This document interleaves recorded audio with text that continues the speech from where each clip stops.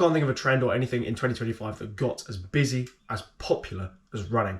Marathons moved from first come, first serve entries to ballots. My local village 10k, half marathons, 5ks, whatever the distance, was being sold out. Globally, it's harder to get into a race than it ever has been before. Running is so popular these days, but why is it so popular? Are there any myths, some misconceptions, poor information going around in the running community?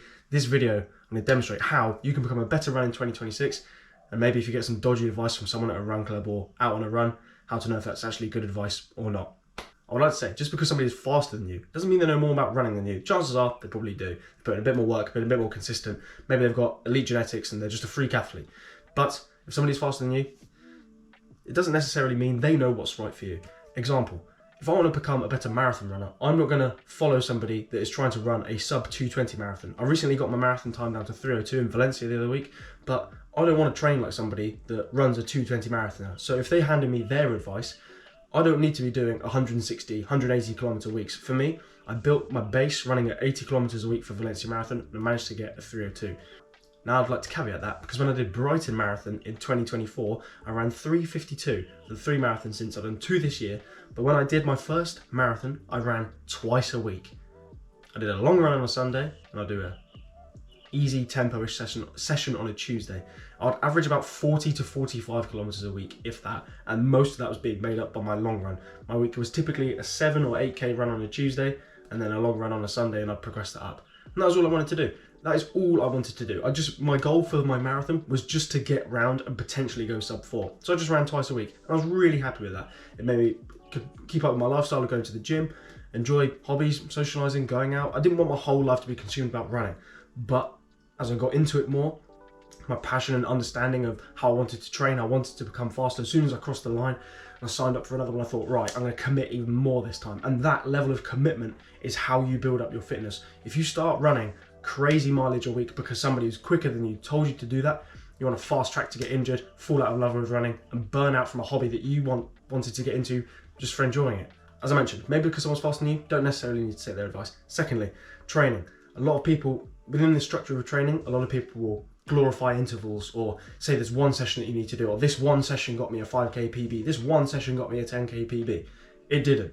The ugly part of running is the consistent ugly miles that are done at an easy level base are the number one thing that are going to improve your fitness. But the problem is that doesn't make money for people. That doesn't look good on a training plan. That doesn't look good in I'm trying to sell you a plan. If I come up to you and I say, oh, I've written this program for you, you're going to run a quicker marathon time.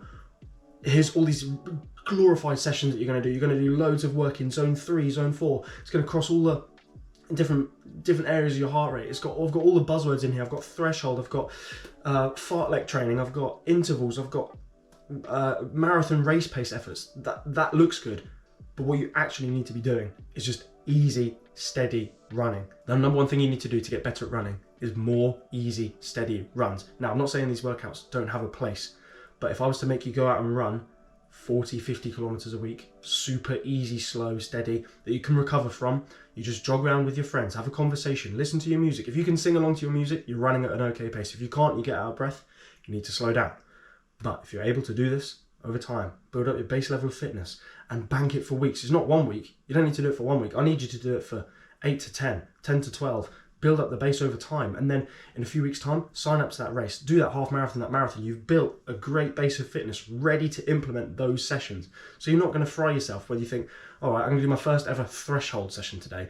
You've gone from running no kilometers a week to now running at threshold. What are you doing? Build up your base level fitness first. Nobody will tell you that because it doesn't sell programs.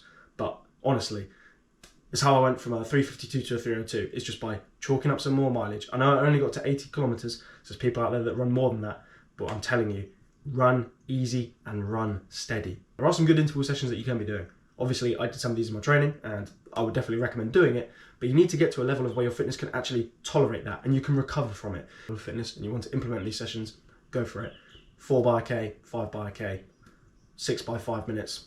Whatever it may be, depending on your race. You want to gear your sessions to your race. Example, my next race is a half marathon, so I'll do some half marathon sessions focused once I've built up a little bit more base and I'm back from marathon prep. My sessions are typically 3 by 2K, maybe 3 by 3K, some 6-minute efforts in there, things are based around the half marathon, and I'm running to half marathon feel, not necessarily half marathon pace. I ran Valencia Marathon in a 4:08, 4:09 kilometer, something like that, maybe a little bit quicker. But I never hit those splits when I was doing marathon workouts. I did 3x10k. I think I averaged 4:23 per k, which just shows the race day adrenaline, the buzz. I didn't have anybody handing me water or gels or salt tablets or adrenaline, people cheering you on. It was just me doing laps of the park. It gets quite boring. But on the day, you always surprise yourself and run quicker. So these sessions, run to race feel, not race pace. Marketing for running has never been so popular in its whole life. The running space is massive. More companies are making more products than ever. Do you necessarily need them? Probably not. If you are getting into running, you may think, oh great, I need a pair of carbons. Okay, cool, that's going to help you on race day. But you probably don't need a Nomio shot. You probably don't need all these electrolytes. You probably don't need beetroot shots. You probably don't need all this other stuff. There's so many things that are coming into running that are going to improve your performance, but you probably necessarily don't need to play with that variable now, if that makes sense. If I'm an elite runner and I'm having a Nomio shot, that's going to take off 10-15 seconds of my marathon time. That's the difference between qualifying for the GB team and not. 10-15 seconds of your marathon time is probably improved by maybe like another couple sessions in a week or a bit more consistent training. You may even get down to 30-45 seconds off. It doesn't matter. What I'm trying to say is play with the variables that you have in your control first without going and buying anything to improve your performance. Obviously, I know a Nomio shot may help, and if you want to use your money on that to spend money on it, then fair enough. I'm not bashing Nomio here. Their products are really good. I've seen them work firsthand for like these elite marathon runners, and the chances are you've probably seen them as well. But for the novice runner, you probably don't need to buy them. Just a bit more training and maybe some better sleep, better food, better recovery. That's going to help you out more than buying products that you necessarily don't need. So be careful for the marketing stuff in the running space. Quite useful. I hope you break whatever PB you've got destined in 2026 and have a good one. Enjoy Christmas, enjoy New Year. Thank you for everybody that's watched all the videos throughout this year. When I started this year, I had a 3:52 marathon and about 30 subscribers. Now we're at a 3:02 and we're over 500, which is mental. Every time I stare at this camera and I think there's 500 people potentially on the other side, it's really weird. So thank you all very much for watching. I do really appreciate it.